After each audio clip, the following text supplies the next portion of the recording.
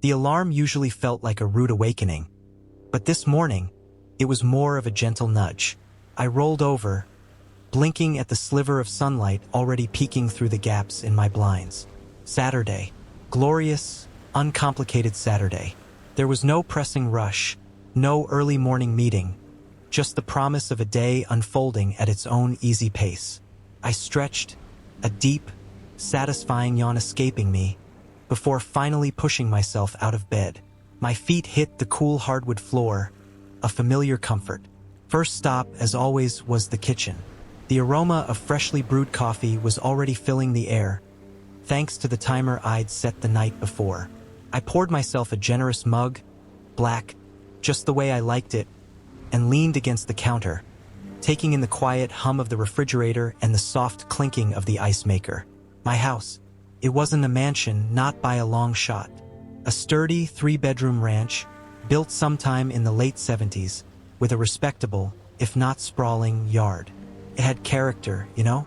The kind of place that felt lived in, loved, without being precious. The kind of place where you could leave a few tools on the workbench in the garage without worrying about a letter showing up from some self-appointed neighborhood patrol. That was the real kicker for me. Freedom. Pure, unadulterated freedom to manage my own patch of earth. I'd seen what happened in those other developments, the ones that had sprung up like mushrooms after a summer rain shower, all perfectly uniform, perfectly manicured, and perfectly controlled. Not for me. When I bought this place 10 years ago, the real estate agent had made sure to mention it. No HOA here, sir. You're completely independent. It had been music to my ears. No one telling me when to mow, what color my trim could be, or God forbid, that I had to pay some monthly fee for services I didn't need or want. My little slice of independence, nestled comfortably in a quiet, established part of town. I took my coffee out onto the front porch, settling into my favorite creaky Adirondack chair. The air was already warming up, carrying the faint scent of freshly cut grass from somewhere down the street. The neighborhood was a mix of older homes like mine, some meticulously kept, others a little more relaxed, and a few slightly newer builds that had managed to escape the HOA tyranny. Our street, Elmwood Lane, was a friendly, low-key kind of place. Kids occasionally rode bikes past, parents waved from their driveways, and the occasional dog walker would offer a polite nod. It was exactly what I wanted. I watched a squirrel scampering up the ancient oak in my front yard, mentally debating whether today was the day to finally tackle that stubborn patch of weeds near the bird bath. Probably a little light yard work, maybe a quick run to the hardware store for some new potting mix, and then an afternoon of reading in the sun. That sounded like a perfect day. Typical day. Nothing out of the ordinary, nothing to worry about. Just the steady, predictable rhythm of life in a place where people generally minded their own business, respected boundaries, and certainly didn't meddle in what happened on your private property. Or so I thought. I mean, who would ever think that simply owning your home could lead to, well, that? But that's a story for another time. For now, it was just me, my coffee, and the peaceful hum of a Saturday morning, blissfully unaware of the storm brewing on the horizon. The kind of storm that would involve legal documents, a gavel, and a truly bewildering level of entitlement. But not yet. Not this beautiful, tranquil morning. I finished my coffee, the warmth spreading through me, and stood up, ready to tackle those weeds. The sun was getting higher, casting bright, even light across my lawn and the street, illuminating every detail with a crisp clarity. It was the kind of lighting you'd see in a commercial for a wholesome breakfast cereal, or maybe a documentary about idyllic small-town life. Everything looked normal. Everything felt normal. And in my world, normal meant peaceful, quiet, and wonderfully free from drama. I grabbed my gardening gloves, a slight smile on my face, completely unsuspecting. It was a perfectly normal Tuesday afternoon. I was out in the yard, finally getting around to trimming those overgrown rose bushes. You know? Sun was out, birds were chirping, just a nice, peaceful vibe. I had my headphones on, listening to some classic rock, completely in my own little world. Life was good. Suddenly, I felt a shadow fall over me. I pulled my headphones off, a little annoyed, thinking maybe it was a neighbor wanting to borrow a tool. But no, standing there on my lawn, arms crossed, with a look on her face that could curdle milk, was a woman I'd never seen before in my life. And I'm telling you, the vibe she was giving off was just peak Karen. Middle-aged, too tight leopard print top, hair pulled back so tight I swear her eyes were stretched, and those oversized sunglasses perched on her head like a crown of entitlement. Before I could even open my mouth to say, "Can I help you?" she just launched. She put her hands on her hips, puffed out her chest, and said, in a voice that was way too loud for the suburban quiet, "So, I believe you owe us a rather significant amount, Mr. Peterson." "Mr. Peterson? My name's not Peterson." "And us? What us?" I just blinked at her. "Excuse me?" I asked, trying to keep my voice even, despite the immediate spike of confusion. "I think you have me mistaken for someone else. My name isn't Peterson." She scoffed, a truly magnificent scoff, I might add. "Oh, don't play coy, Mr. Peterson. The HOA has been very patient. Your delinquency has gone on long enough. This is your official notice that we're moving forward with legal action if these outstanding dues aren't settled immediately." Legal action? Dues? HOA? My brain was doing cartwheels trying to catch up. I don't have an HOA. I specifically bought this house because it wasn't part of one. That was a non-negotiable for me. I stared at her. "Ma'am, with all due respect, I think there's been a massive misunderstanding. First, my name is not Peterson. Second, I'm not part of any HOA. This property is not within an HOA's jurisdiction." Her eyes narrowed, and she actually pulled a laminated card out of her purse, like she was a secret agent or something. "I am Patricia Jenkins, HOA President," she declared, brandishing the card like it was a badge. "And this property, Mr. Peterson, is absolutely part of our Homeowners Association. It always has been. Your refusal to pay your quarterly assessment and the accumulated late fees is a blatant disregard for community guidelines and the financial well-being of your neighbors. Patricia Jenkins, HOA President. My property." I wanted to laugh. No, I really wanted to laugh. But the look on her face told me she was dead serious. The annoyance was starting to boil over, right past the confusion. This woman was standing on my lawn, falsely accusing me and threatening me, all based on some delusion. I took a deep breath. "Ms. Jenkins, I can assure you, you are mistaken. When I purchased this house 5 years ago, I specifically verified that it was not part of an HOA. My property deeds, my mortgage documents, every piece of paperwork explicitly states no HOA. There are no HOA covenants attached to my property." She put her hands back on her hips, huffed, and then gave me that classic, condescending smirk. "Well, it seems you were misinformed, Mr. Peterson, or perhaps you conveniently forgot to mention it to your realtor. Either way, ignorance is no excuse. We have a copy of your deed right here. It's clearly within our boundaries. You have exactly 7 days to bring your account current, or we will see you in court. Have a good day." And with that, she turned on her heel and strutted off my lawn, like she just delivered divine justice. I just stood there, still holding my pruning shears, my jaw practically on the freshly cut grass. My peaceful Tuesday afternoon had just been nuked from orbit by a self-proclaimed HOA president who thought my house was someone else's, and that I owed her money I absolutely did not. The confusion was gone, replaced by a cold, hard knot of pure, unadulterated annoyance and a growing sense of disbelief. This was not going to be fun. So, after that first ridiculous letter demanding dues for a community I wasn't even technically a part of, I figured it was some kind of clerical error. Human mistake. I even called the number provided, expecting to clear things up with a quick, polite conversation. Big mistake.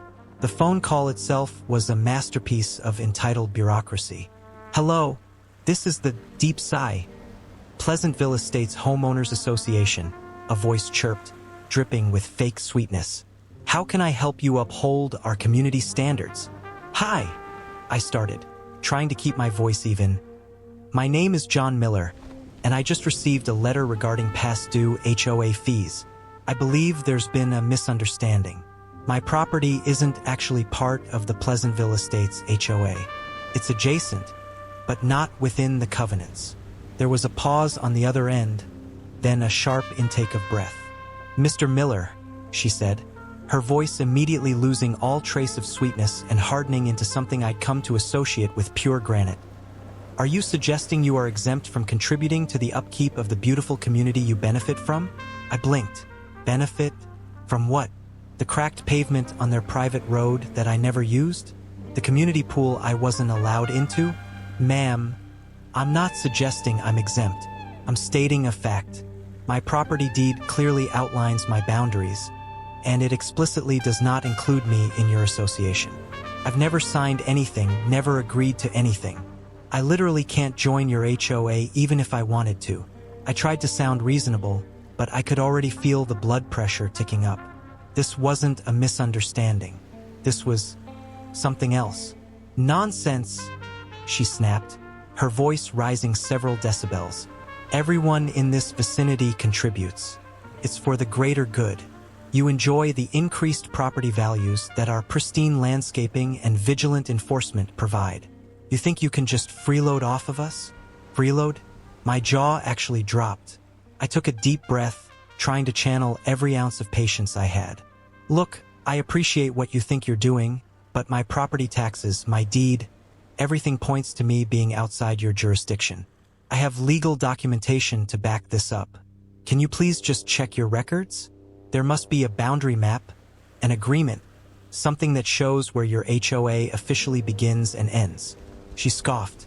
"Our records are impeccable, Mr. Miller, and frankly, your attitude is quite unbecoming for someone who clearly has a moral obligation to contribute.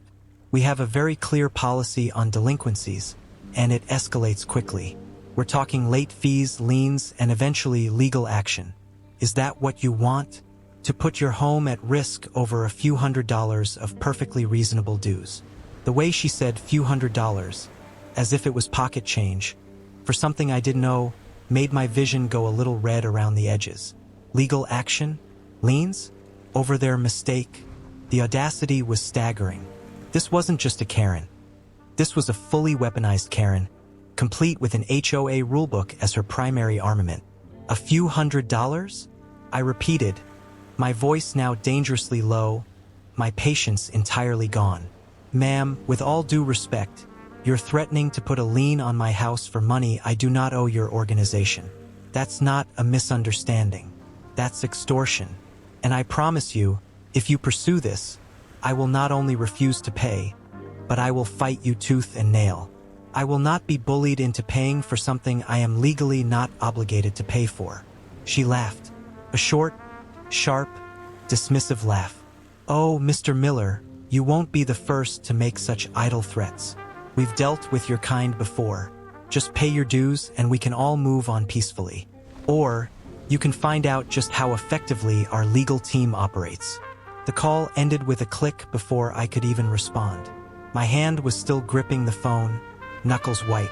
My heart was pounding, not just from anger, but from a deep, unsettling disbelief. They weren't just mistaken. They were adamant in their mistake and actively threatening me. This wasn't going to be a simple phone call. This was going to be a war, and I had a feeling they had no idea who they were picking a fight with. My frustration meter had just officially pegged out and was rapidly climbing into incandescent rage territory. A wave of pure, unadulterated relief washed over me.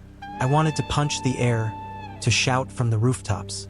Years of this woman's harassment, this bogus HOA's bullying, all coming to an end with one simple, definitive declaration from the judge. The Homeowners Association is hereby ordered to cease operations and dissolve within 90 days. The words rang like a symphony in my ears. But of course, it couldn't be that easy.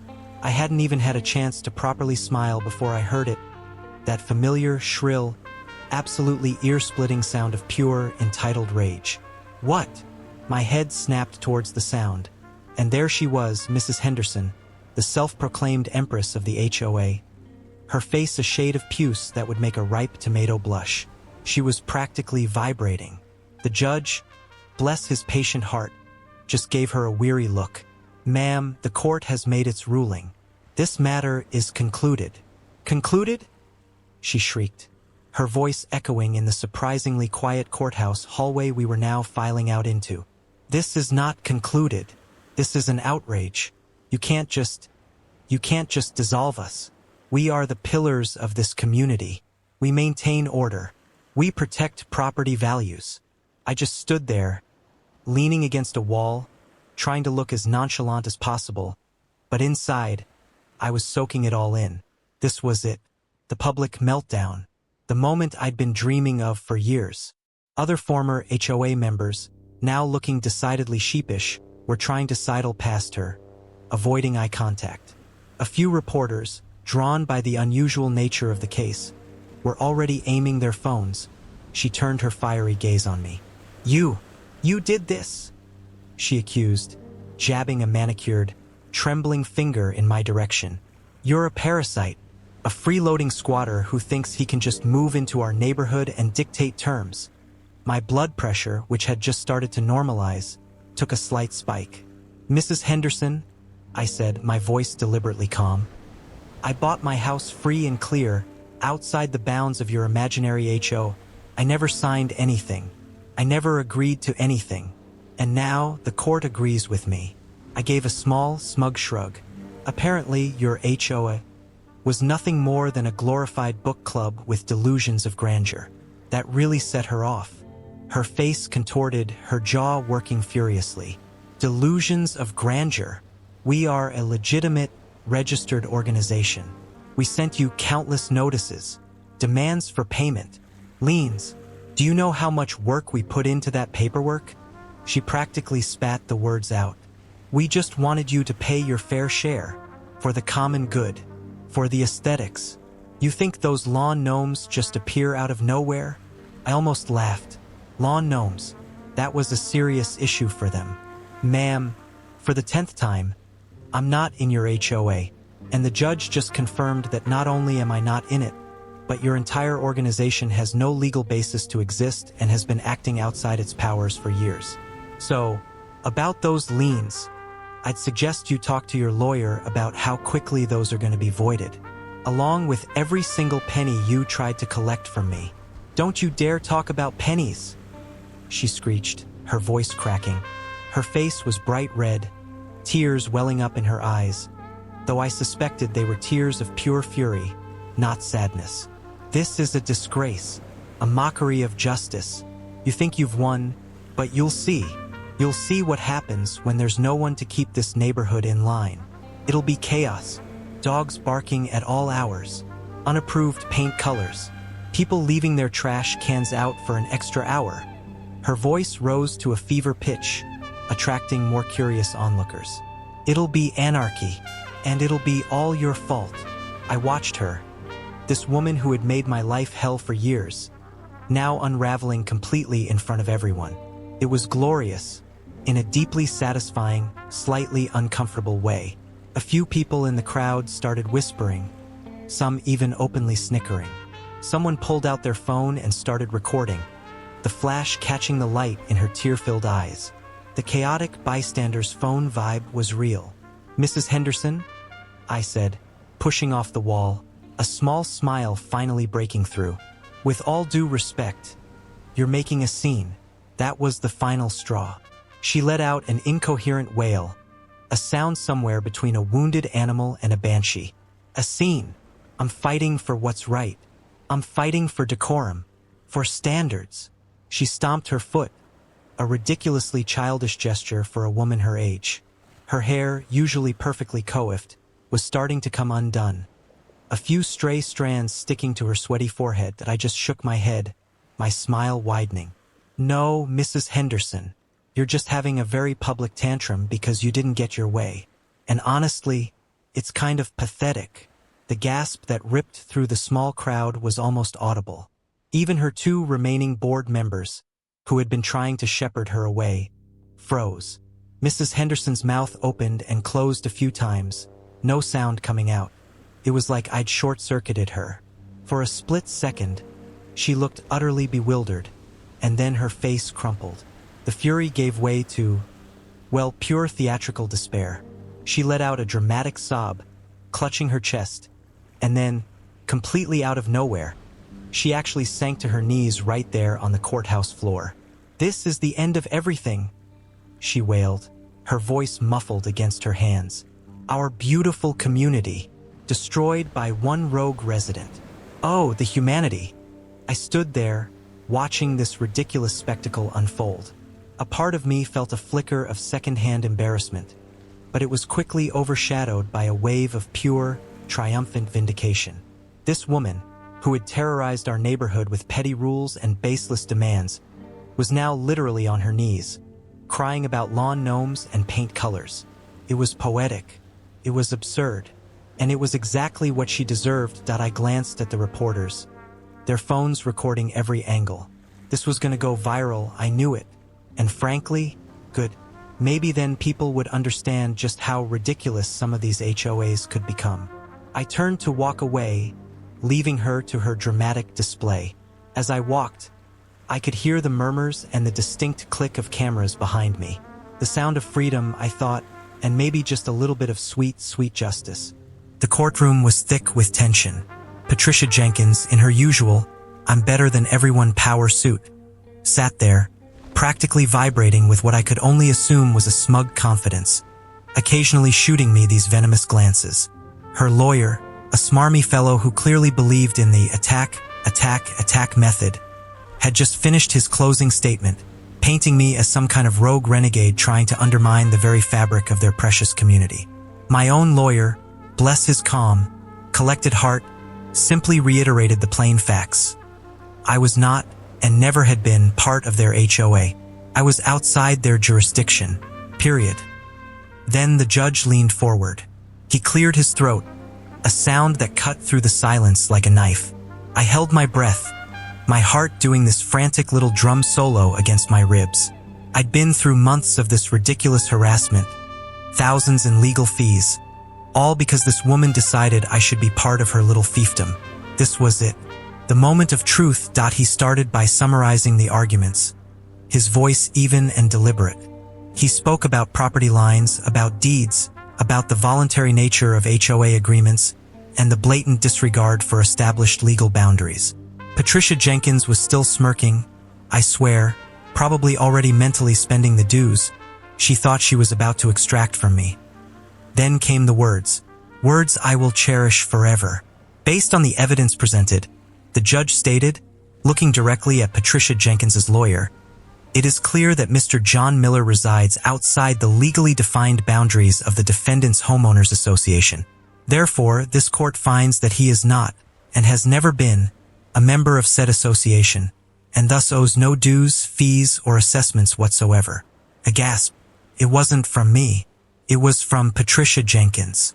Her face, which moments before had been a portrait of self-assured superiority, crumpled like a used tissue. It was glorious.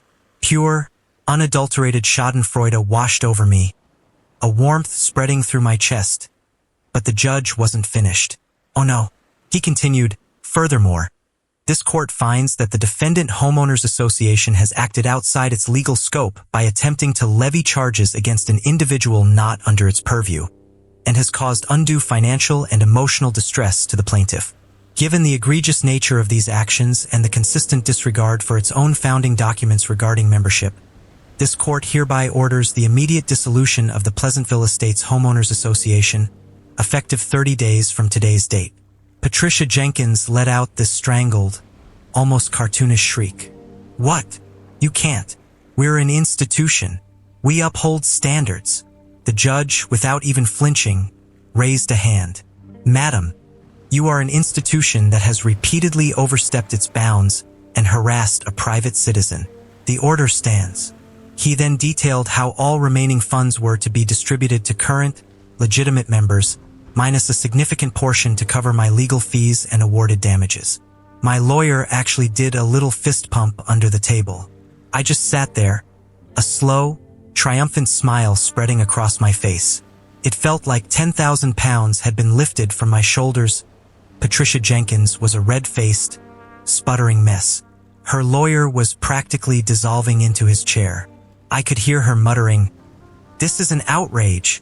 I'll appeal. I'll take this all the way to the Supreme Court." The judge just gave her this utterly deadpan look and said, "Next case."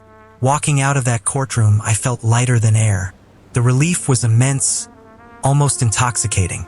Patricia Jenkins was still in there, arguing with her lawyer, her voice echoing in increasingly frantic squawks down the hallway. But I didn't care. I was free. Free from the endless letters, the baseless threats, the constant feeling of being watched by some self-appointed neighborhood tyrant. Justice wasn't just served. It was a gourmet meal. And honestly, watching that self-important Patricia Jenkins get completely obliterated by a dose of legal reality, it was the dessert I never knew I needed. My home, my property, was finally, truly, mine again. No more HOA. No more Patricia Jenkins. Just peace. So the gavel came down and then silence. Like a real heavy, did that just happen? Kind of silence. The judge, bless his patient soul, had just systematically dismantled their entire operation, ending with a perfectly clear, utterly unambiguous order for the HOA to dissolve. I swear, for a second I thought I'd misheard him. Dissolve? Not just you lose, but your entire little kingdom is crumbling? And then I looked over at Patricia Jenkins, our fearless HOA president, also known as the self-appointed head of the association. Her face, oh man, it was a masterpiece. Every shade of purple, red, and disbelief you could imagine. Her jaw was on the floor, literally. She looked like someone had just told her Christmas was canceled. Forever, and she was Santa. Part of me, the petty part, wanted to cheer loudly. The other part, the utterly exhausted part, just wanted to go home and sleep for a week. The sheer absurdity of it all, that this whole saga had unfolded because a woman refused to believe I wasn't part of her little club. The court appointed a temporary administrator to oversee the dissolution. Can you imagine? Someone actually had to go through their treasury, which I strongly suspect was just Patricia Jenkins's cookie jar, and their bylaws, which probably consisted of Patricia Jenkins says so, period. It was a mess. Absolute chaos, but a strangely satisfying kind of chaos. Turns out, when you force a bunch of folks who just wanted to play neighborhood cop to actually justify their existence legally, they fold faster than a cheap lawn chair. The funniest part was watching them try to explain where all the dues had gone. Community improvements, they declared in court. Turns out, community improvements mostly meant a new bird bath in Patricia Jenkins's front yard, and a really aggressive mailing campaign that mostly targeted me and my neighbors. The ones who had quietly been suffering under Patricia Jenkins's tyrannical rule started coming out of the woodwork, waving, smiling. It was like the neighborhood had collectively exhaled for the first time in years. A few of them even brought me cookies. Not HOA dues-funded cookies, just nice, normal thank you cookies. It was wild. The relief was palpable. Patricia Jenkins, bless her cotton socks, actually tried to start a new neighborhood association a few months later. Called it the Voluntary Community Enhancement Committee. I swear, the audacity never ceased to amaze me. Nobody joined, not a single soul. She'd stand out on her porch, glaring at people, probably still muttering about my unpaid dues under her breath. But there was no power behind it anymore. Just a woman on a porch. It's funny, you know? She thought she was doing the right thing in her own twisted way. But her right thing was just control, plain and simple. Looking back, it was the most absurd, frustrating, and ultimately triumphant thing I've ever been through. To think it all started because she just assumed I was part of her little club. The weariness is still there, for sure, but it's mixed with this deep satisfaction. My house is mine, my lawn is mine, and my sanity, believe it or not, is mostly intact. And no, I still haven't paid her a dime. Never will, because you can't pay dues to an HOA that legally doesn't exist anymore. Can you? It's just poetic.